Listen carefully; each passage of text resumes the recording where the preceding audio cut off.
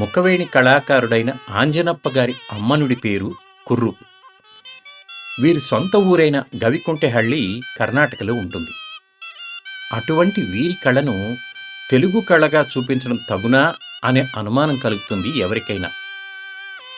దానికొక కారణం ఉంది. ఆంధ్రప్రదేశ్లోని హిందూపురం, మదనపల్లి, పుంగనూరు, పలమనేరు, కుప్పం చోట్లు, కర్ణాటకలోని చిన్నబళ్ళాపురం, కోలార్, బెంగళూరు జిల్లాలు, తమిళనాడులోని హోసూరు, డెంకనికోట, సూలగిరి, వేపనపల్లి తావులు కలగలిసినదే పాత మొరసనాడు. ఈ మొత్తం తావులో లెక్కలో తెలుగే పెద్దనుడి, రెండవ వరుసలో కన్నడం ఉంటుంది. మొరసనాడు తావున పల్లె కళలన్నీ తెలుగులోనే ఉంటాయి.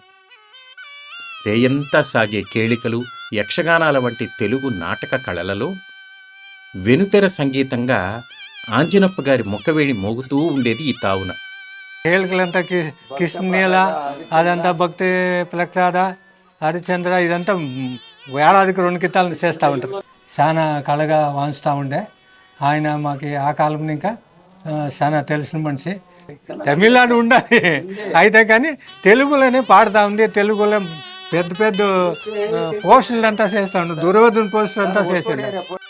అందుకే ఈ కళను తెలుగు నెరవు పొదివి పట్టి చూపుతున్నది.